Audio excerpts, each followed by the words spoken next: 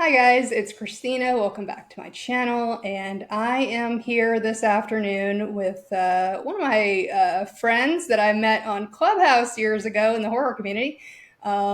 This is Steve Barton. He's kind of done a little bit of everything: Yeah. acting, producing, writing. He's one of the co-founders of Dread Central, and I thought I'd invite him to come on here today and talk about his book.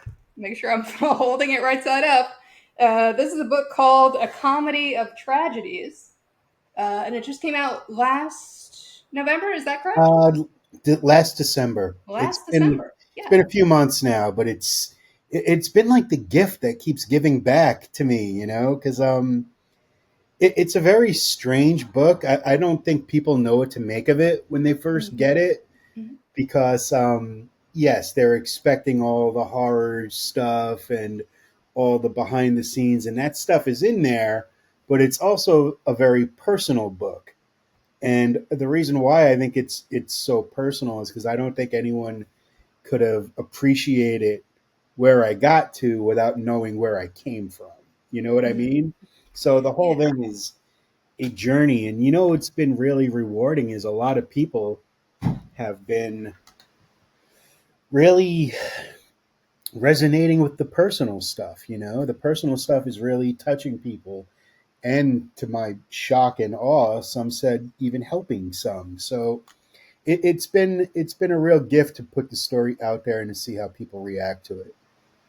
Yeah, well, I actually think it came out at the perfect time because, as especially in these past couple years, I feel like when it comes to especially with people who create whether they're film, TV, online content creators, whatever it is, I think there's a real push for authenticity and vulnerability and the audience being able to to find some personal anecdotes that they Mhm. relate to. Was writing an autobiography always a goal of yours?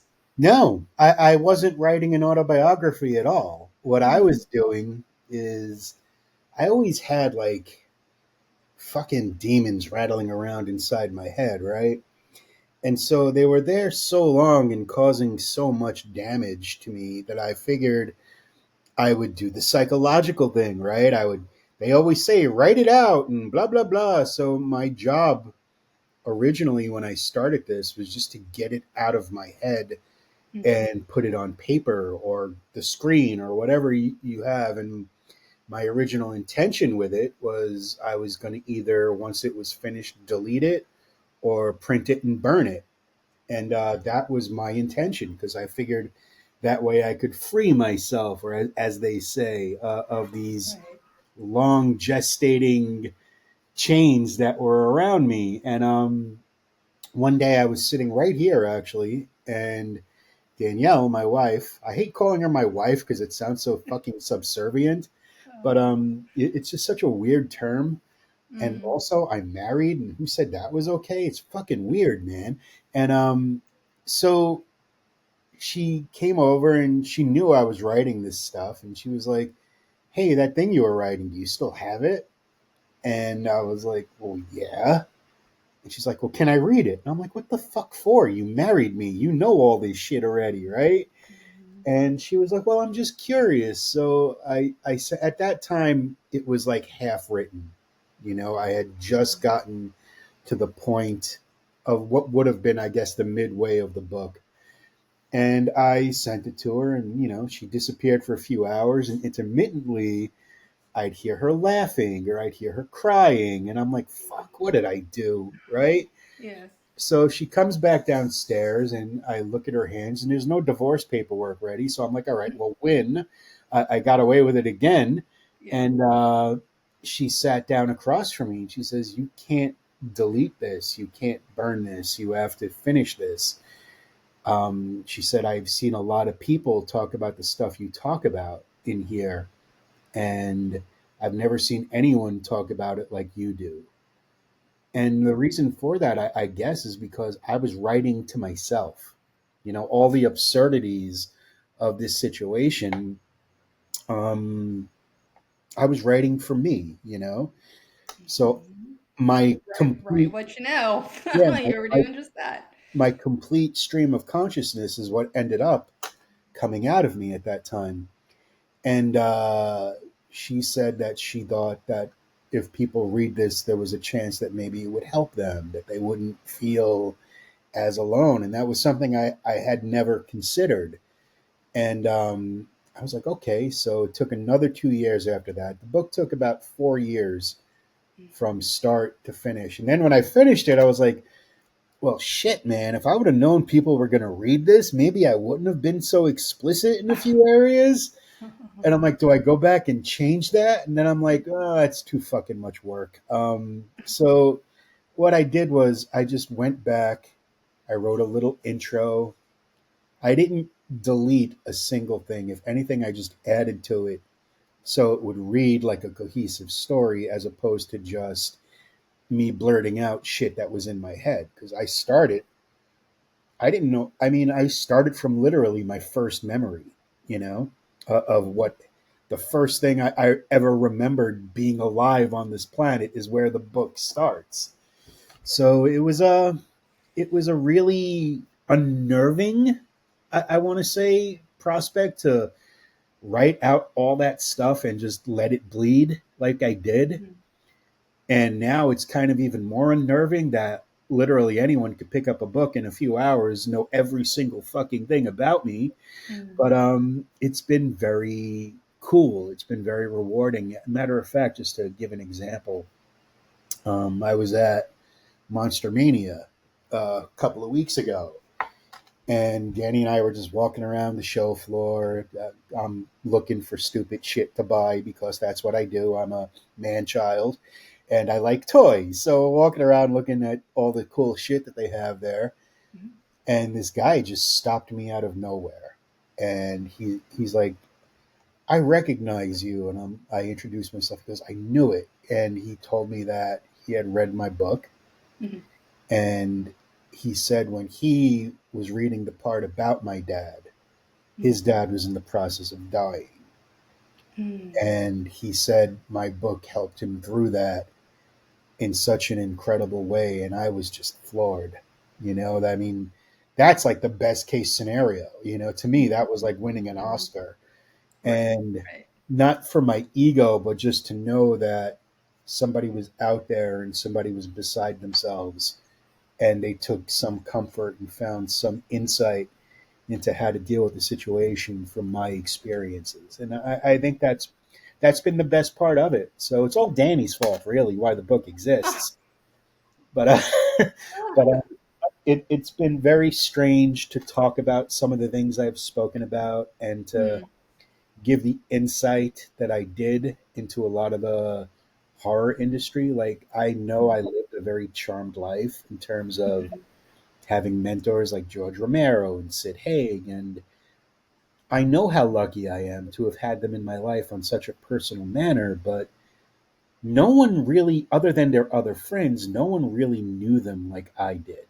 No one really had that real kind of relationship. So what I did when I was talking about, my time with them is I wanted to try and show people the other side of these people, the other side of George, the other side of Sid that you may not have seen or you always wondered about, to really let them know how wonderful these cats actually were. And I loved being able to do that. And so, everything is in there from A to Z. And it's unnerving. It still is sometimes, but I'm really glad that people have dug it. It's gotten really good reviews. And hey, man, who knows where it goes? As long as, you know, I said the night before it came out, if I ended up just helping one person, Mhm. I'm good. And I Right. have done that. Apparently, I got that confirmation, so I'm good. So wherever it goes now is just gravy. Yeah, yeah. Yeah, and that was actually the first thing that stuck out to me was the fact that you kind of started off the book with that sentiment of the fact that you were writing the book as a means to connect with people and help people. Have you done a huge book tour for it, or is it No, mostly conventions and no, festivals? I'm very low key. First of all, I'm very much in my own little world, kind of in terms of how I present myself. So I don't do these big, grandiose things, whether they're needed or not, or they're, even if they're warranted or not. I prefer to just, you know, fly under the radar and stay in my lane and mingle with people who at events I'm at. So that's kind of where I always like meeting people and talking to them. And I I don't have that kind of ego to think that I warrant a huge book tour. You Mhm. know, if someone thinks I should have been, then that's great. But Mhm. we did have the for the premiere of the book, the day the book came out. I did a signing at Kevin Smith's bookshop in New Jersey, and that was fucking mind blowing. And I'm so glad and happy that I was able to do that. And I met a lot of people that were really like waiting for this book, which kind of threw me for a loop because they wanted to Mhm. hear about. Mhm. See, that's the thing, man. You never, at least I never know. I mean, I'm doing convention appearances now, right? Mhm. And I never thought I had done enough to warrant even that. But turns out there were a whole bunch of fucking people paying attention to the shit that I've done in my life, Mhm. and they wanted to meet me, they wanted to see me, and I just had no idea, that so many people were paying attention. Because when you put yourself out there publicly, right? When you put yourself out there publicly and you do your thing and you get responses, but 9 times out of 10 the responses you get are usually something negative, like my dog fucking with my cat right now. Because God forbid he knows I'm doing a podcast, so like, why should he just not make as much noise as humanly possible, or as caniningly possible, for that matter? Um, so yeah, it's a trip, man. It's an honor, when somebody wants to talk to you or somebody's excited to meet you. That there's It's so humbling, and that's always been me, man. I'm just a fan. No matter what I do or how much great shit that I've done, and I say great because people have told me it's that, not because I think it's great because I did it. It's just it's just wonderful and very grounding and humbling to know that somebody was paying attention to what you did. And usually publicly, like I said, you get a lot of negativity to everything. So for the most part, I only heard about shit that I fucked up, because that was the immediate thing. Oh, well, you were wrong about this, or blah, blah, blah. So to hear the opposite reaction after all these years, it's just been mind blowing. You never really, no one ever takes the time to tell people that they're Mhm. doing well, or that they're proud of this one or they're proud of that. They always Right. find more than enough time to say, hey, you fucked this up, you fucked that up. So to get that kind of positive response, it was one, shocking, because I just didn't know anyone was paying any attention. To me, this has always been, I mean, I've been at it for 30 years now. You know, So I, even before the days of social media, you just did yeah, I mean, this. I started writing a horror fanzine for my friends in Mhm. a Sheepshead Bay, Brooklyn. And yeah, I had a circulation of about 20 people, but hey, man, I was doing what I was loving, right? Ah, Talking how about old were horror. you when you started writing that? Oh, God. Ah, Fuck, dude, I don't remember Tuesday. That's a okay. real hard thing for me to remember. I think I didn't include it in the book just because I couldn't remember when it was. Oh gosh. Uh, but But it I was was, well received. yeah, I mean, well, I don't know, man. I was in my teens, late Yeah, teens, yeah. maybe. So You were starting out. I didn't know what I was doing, right? Yeah, I was just trying to turn people on to cool movies. yeah. And fast forward several years, I ended up working for Fangoria, which was mind blowing. And Tony Timpone, the editor at that time, he's the one that gave me my start in this industry, because he realized really quickly that I know my shit. Or at Mhm. least, back then I knew my shit. Now my memory's faulting, so whatever. But it's just, it was just that kind of validation. And I ended up just, I mean, it was all a hobby. And then I ended up turning it into something, and it grew very organically. And by the time I created Dread Central, I was well on my way, and I didn't know that. But Dread Central was very instrumental in making me who I've become, in that I got to work with a lot of indie filmmakers. And I've worked with everyone from James Gunn to Rob Zombie, at Mm-hmm. one time or another for their earlier projects before they became mega fucking directors or mega stars for that matter.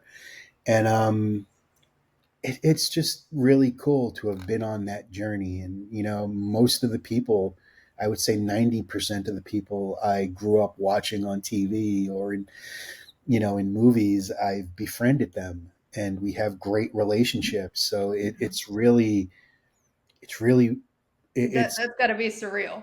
it's a very blessed existence, man. Yeah. Like I was at this show I think it was last year, and there was this guy there named Darrell who I've seen at every convention known to fucking man. And he was working the convention. He's like, "Hey, Steve, do you think I can get a picture with you, Bill Moseley, and Ken Foray? Because you guys are like the OGs." And I'm like, "I'm what?" Yeah. But like, dude, I've done nothing in comparison to Bill and Ken and that. But he was like, "No, you have to be in it, dude. Aw. You're just as much of a fixture as they are. You've just done different things, and to think that somebody could even consider me worthy of being in that company is crazy. And Yeah. I know that I'm very blessed, and I know that I didn't live or I haven't lived so far what anyone would even remotely consider being a normal life. But through it all, I think the one thing that both George and Sid taught me, what made George Romero and Sid Haig such legends, is they never bought into their own bullshit. They never realized or tried to be or even carried themselves like they were any better than anyone else.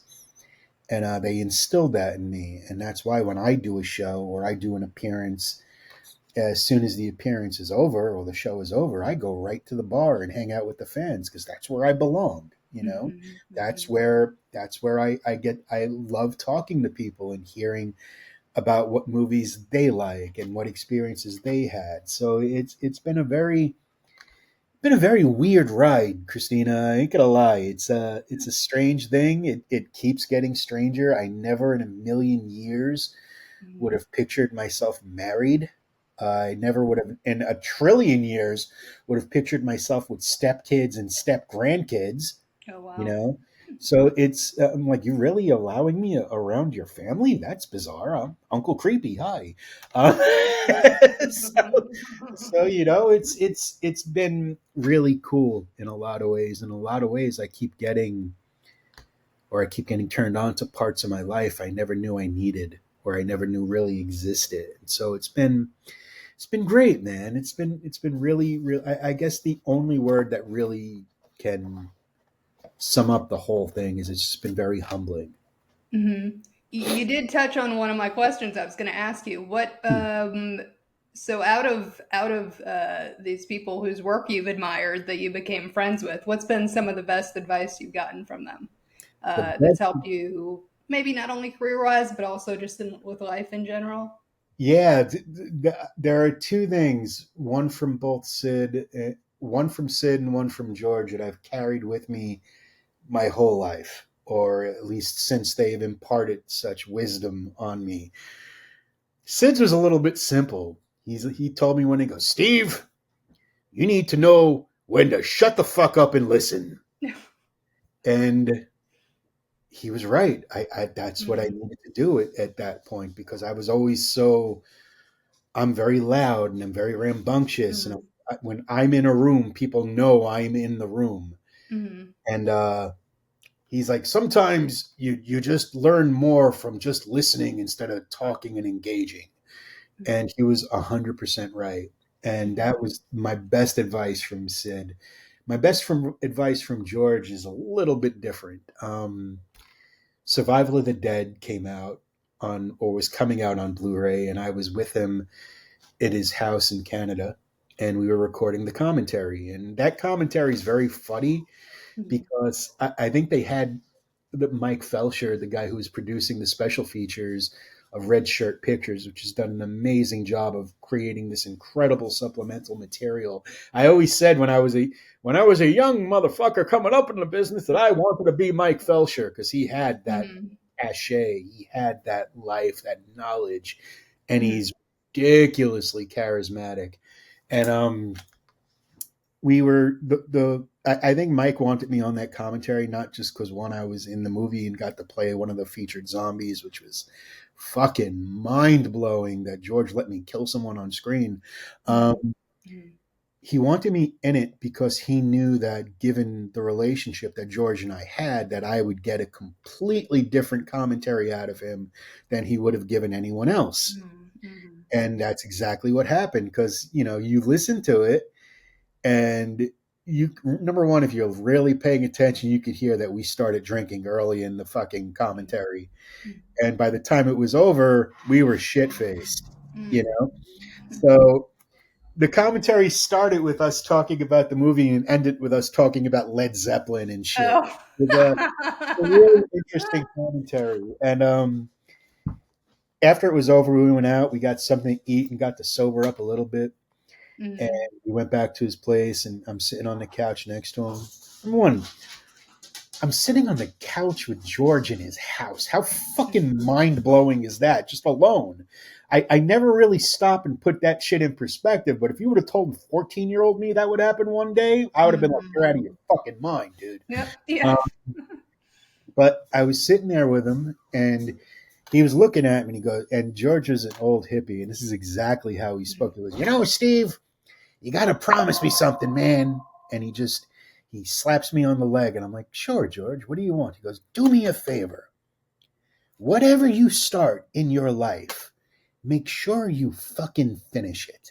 He goes, I don't care if it's a movie, it's a script, it's a song, it's a book, whatever you're starting, whatever you want to do, you complete the job before you move on to something else. And I took that very seriously, and Mhm. I remain taking that seriously. George and Sid, aside from the personal stuff, gave me a lot of insight into the film industry, and any successes that I've had because of their tutelage and the wisdom that they've given me. So when it comes to passing down what they gave to me, I do so openly and happily because it's my honor to have that knowledge and to be able to pass it on, even though they're not here. And in no way am I saying I am smart enough to carry on George's legacy or Sid's legacy. There's no way I can do that, but they have taught me a lot. And when it comes to teaching younger filmmakers or people wanting to get into the business, I'm happy to share it with them. Yeah, I think I know we originally met. I met you and your wonderful wife Danielle back on Clubhouse years ago during the pandemic, and Yeah, we thank had God such for that a during the pandemic, right? I mean, Jesus, it was like the only time we ever got to have contact with people. We didn't have to freak out about it. It was, right, right, yeah. I know the whole horror community was on there. It was so nice. I know, dude. It was like, because we had nothing to do. We were like, Yeah, fuck. We yeah. were all going a little stir crazy. And, Couldn't leave the house, but we still had this wonderful connection on social mhm, media. mhm. And I mean, a lot of people have developed long-term, real-life Yeah. friendships from those connections they made on Clubhouse. I've made a lot of really wonderful, long lasting relationships from people on Clubhouse. I mean, Mark Redfield, I Hmm. adore him. Yeah, he's great. he's not doing very well now, Oh unfortunately. no. But Oh. I love that guy so much. And Jed Shepard, I'm working with Jed now on a few projects, which is something that was rather cool. And of course, everyone. I mean, just I've always been very open and accessible, and I think some Mhm. people are a little taken aback how open and accessible I am. But Mhm. when we was cool about Clubhouse is everyone was open and accessible. Yeah. And Yeah. then it started getting weird. Like I remember this one time Mm.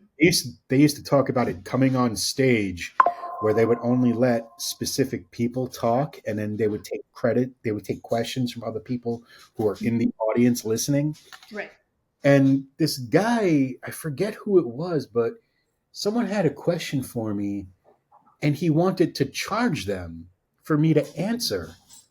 Mm. And I'm like, wait a second, dude. Ain't nobody in here paying to hear me talk. And Mm. I'm certainly not getting any of that money. You know Mm. what I mean? So Yeah. I Yeah. immediately said, I just left. I'm like, I ain't going to be a part of this. If someone wants to hear from me or talk to me, they could find me in another room. I am not about that. You know, I didn't want to be about that. And I thought that was a really shitty thing to do to people. To Mhm. be honest with you. I mean, come on, dude. You're just Yeah, occasionally we'd get some oddballs in there. yeah, man. Oh, I could. There's a few who still kind of linger every now and then. Who I'm like, God, you were weird on Clubhouse. You're even weirder off Clubhouse. Just Oh my please, gosh. like, you take the good with the bad, and Yeah. do what you do.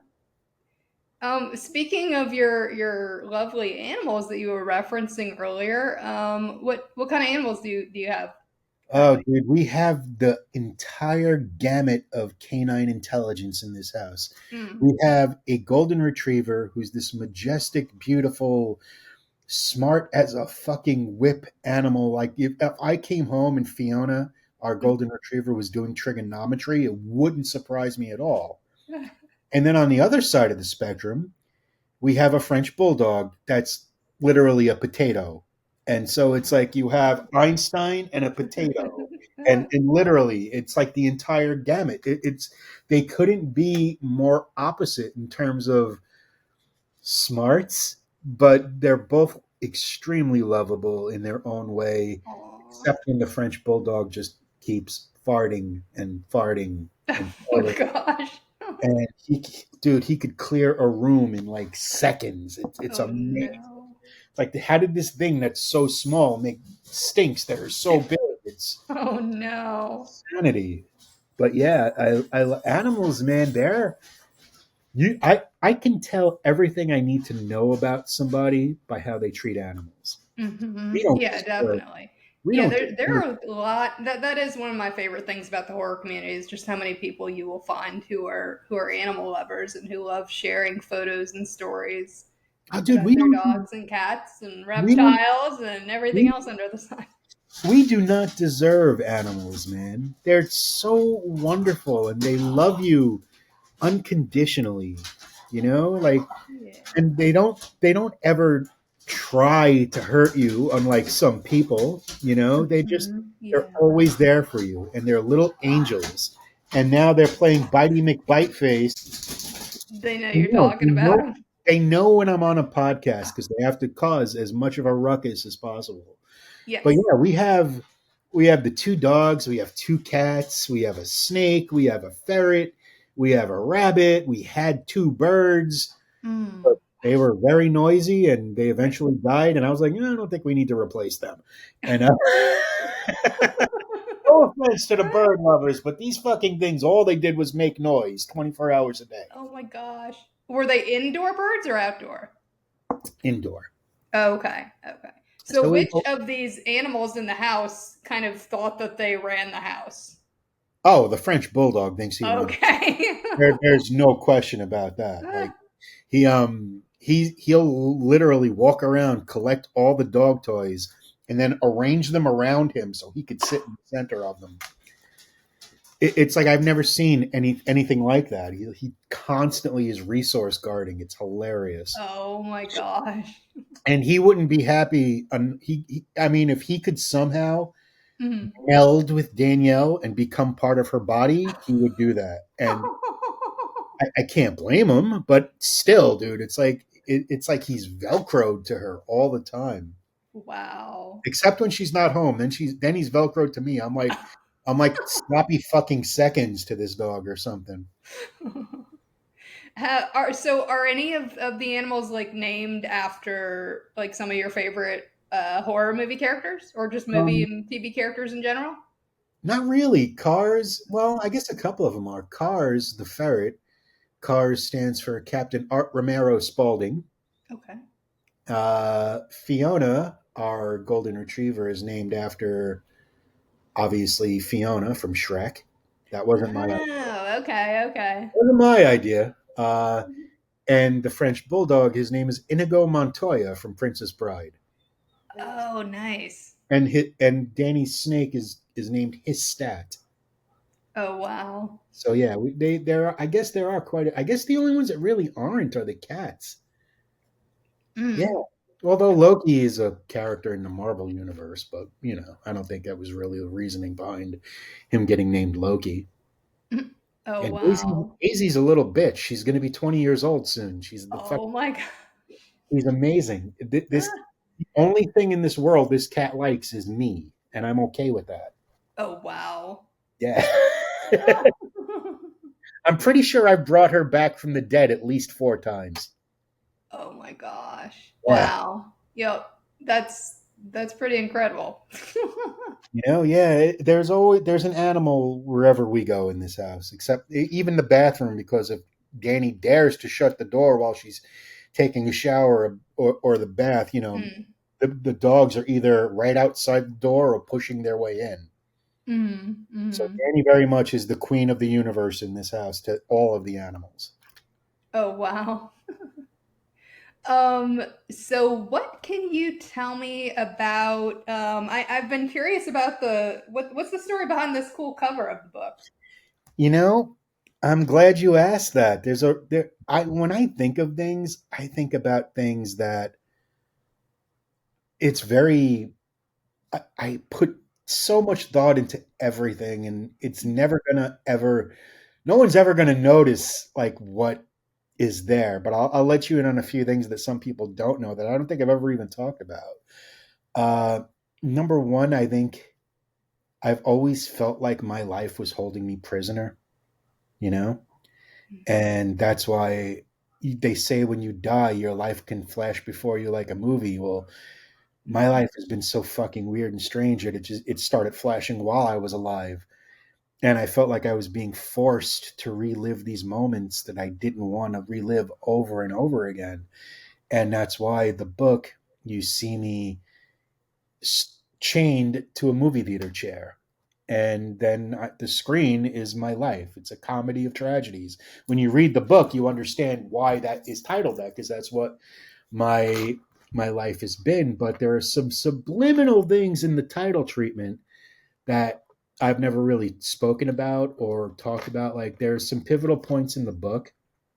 Uh, some of it, if you look in between the letters, you'll see some words that were from an actual email between me and Damian Leone about Terrifier and some of the things that went on with that. There's a bunch of stuff in there that was put there on purpose. And Josh Petrino, who designed the entire thing from top to bottom, he really nailed what I was going for. And that's why if you even turn the book around to the opposite Mm. side, Mhm. there's a door, but it says no exit, you know? Oh, okay. So And it must be up here in the middle. yeah, so yeah, Okay. I can't really it was just, not high contrast. I can't see it, but I it's take there. your word for it. Yes, it's there. And yeah, the whole thing is about being held hostage by yourself, I guess. And the only way to get free was for me to write about these things. And I think that was the concept of the book. And if I do another one, it's funny. It's like everybody's like, wow, dude, you should write another one. This was That amazing. And was going to be one of my questions. I'm like, Yeah, yeah. oh, shit, I have to live a few years first. Mhm. Because I'm going to keep the autobiographical tip, which is, I think that's the part of the book. It doesn't really read like a book. And I Mm. didn't know how people were going to respond to that. It reads like you're sitting in a fucking bar with me and I'm just laying shit out for you from beginning Right. to end. I write like I talk. I speak Mhm. in a certain cadence, and that's how I write. Yeah. So everything is very written from the first person perspective Yeah, and I because I feel think I think that's another thing that adds kind of that personal one-on-one layer to the book is that when people read it, they do actually feel like they're having a conversation with you, because with some books you can kind of tell that people have had maybe some help, maybe some ghostwriters no, or something. I wrote just about every. The only thing I didn't write was the inclusion of that a tale of suffering from my Dread Central days, which I kept just because it makes me absurdly happy and I had to share it with the world. Mhm. That's the only thing I didn't write. Everything else is 110% me. And Mhm. that's the only way I could do it. But strangely enough, the audiobook is going into production and Mhm. everybody's expecting me to be able to do it. And honestly speaking, I can't. Mhm. And the reason why I can't is because I wrote that book Right. because of some of those situations I wanted to get away from.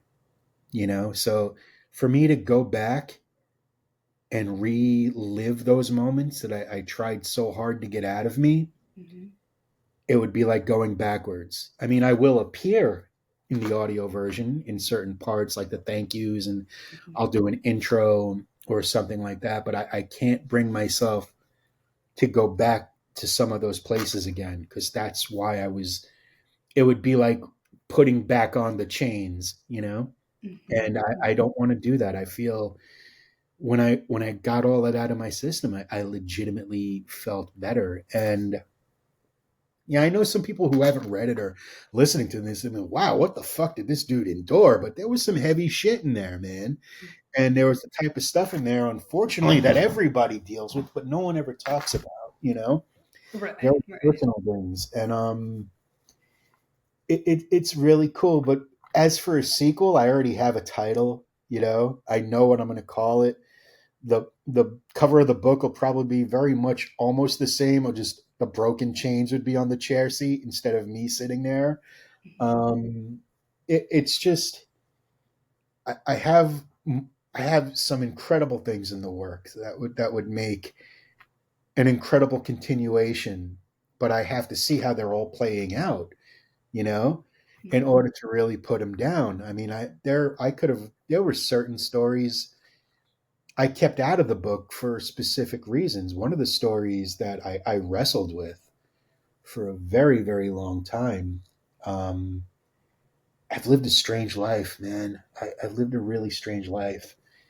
And there was I put it in the book, I took it out of the book, I put it in the book, and ultimately I took it out. There was a time when I had a confrontation with who would become a mass murderer. And it was a really awful situation. And I probably came about this close to getting myself and a lot of other people killed. And the reason why I didn't was because this person's horrible, horrible things that he did the day after our confrontation. And for me to talk about it, it would seem like I somehow was inserting myself into the real tragedy that happened. You know what I mean? Mhm. And I thought it would be disrespectful for the victims of that day. Mhm. So that's why I kept that out. Right. But there it was very well written, I think. Um, I don't know. I may not. There's a million other stories I could have put in the book that I chose not to for one reason or another. Mhm. But if I'm going to do another one, maybe those stories will end up in there. I don't know yet. I do have some other incidents. What the funny? I think the biggest compliment I've gotten on the book, besides that it helped people, were that almost everyone who read it has said to me, I didn't know whether to laugh or to cry, Mm, mhm, you mhm. know, Yeah. because the way my brain works in a very absurd manner. My defense mechanism is humor. Right. So Yeah. even for myself, Yeah. when I'm talking about some really heavy shit, I'll Mhm. add a punchline just for me to feel better. You know Yeah, what I mean? same. Yeah, I understand. So it's like it's very difficult to describe some of those situations, and then I had to be like, well, maybe that's going to make some people think I'm making light of the situation, but I never am. You know, it's just the absurdity of the way my mind works and how I phrase things.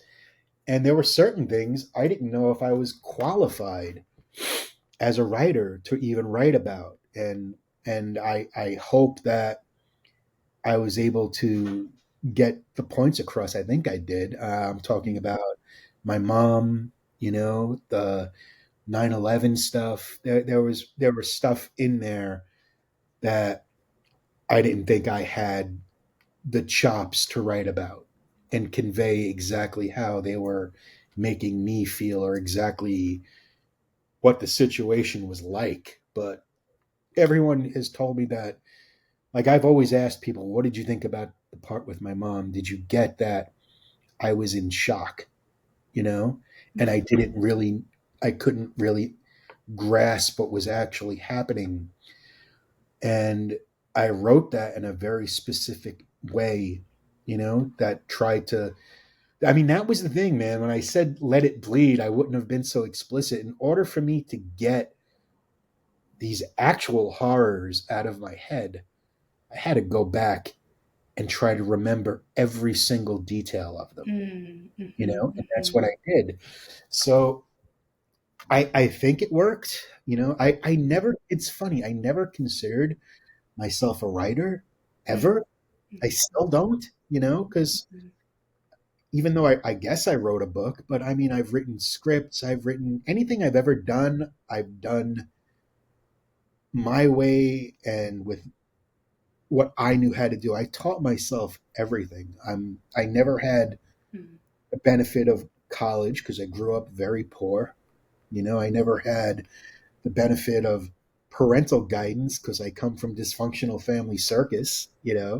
So when it came to doing things like running a website or writing a script or producing a movie, it's like these are all things that I had to surround myself, and I was lucky enough to be able to do so with people who knew how to do these things and learn from them and take what I learned from them and do more research and teach it to myself.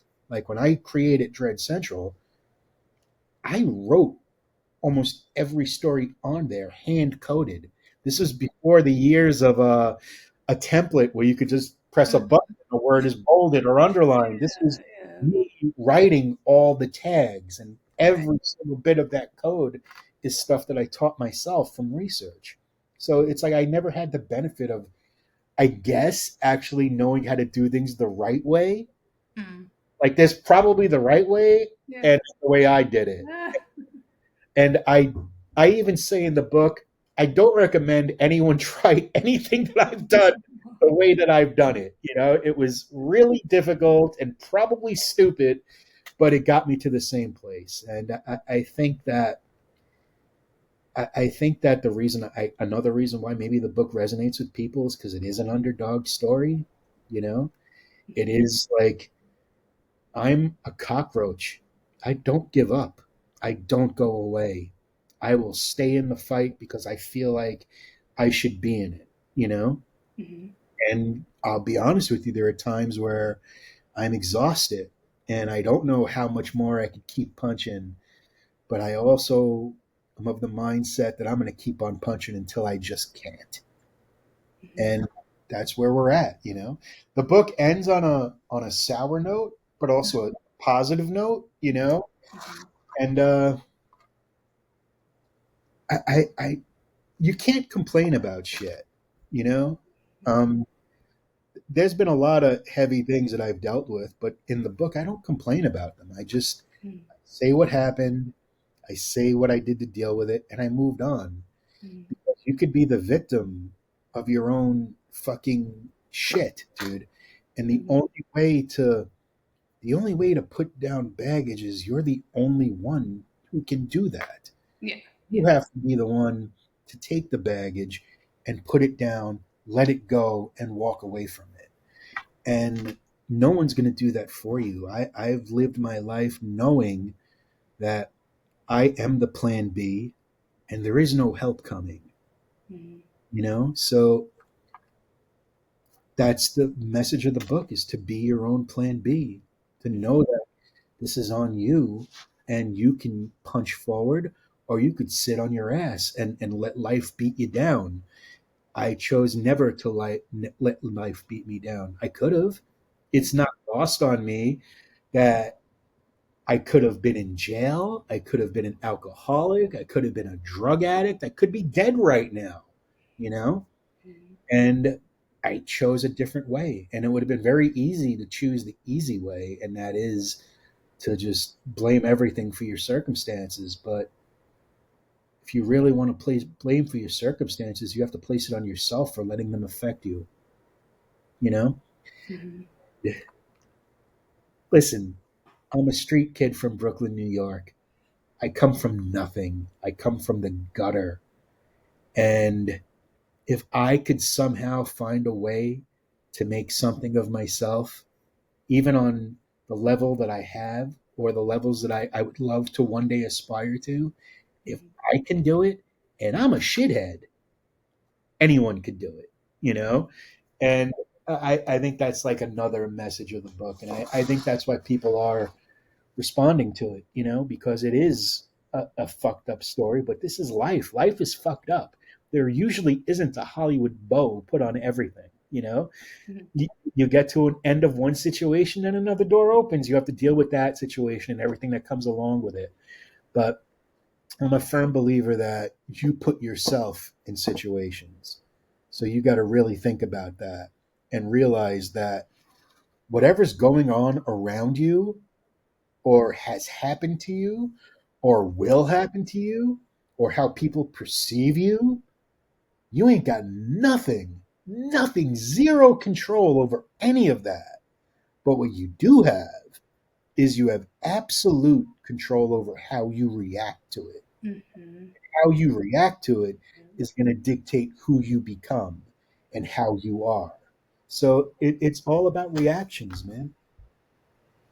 Yeah, and I think I really appreciate all of the wisdom that you've shared here on my channel and also in the book. So let's see, I got my copy from I think Books a Million. Where else can people find the book? Everywhere. It's on Amazon, it's on Books a Million, it's fucking everywhere. And listen, it's not self-published. It's a small publisher, an indie publisher, Encyclopocalypse. So they don't have the benefit of a major huge budget to push these books out like a topper or an upper tier publisher. So the way they run their business, the way I run my life, it's up to you guys to help me. So you're my sounding board, you're my advertising. It's up to you through word of mouth if it helps you or if you hate it or if it sucked and you want to tell somebody don't read it. It's up to you. But you guys are what I have, and for better or for worse, I'm thankful for every one of you. I appreciate you coming on today.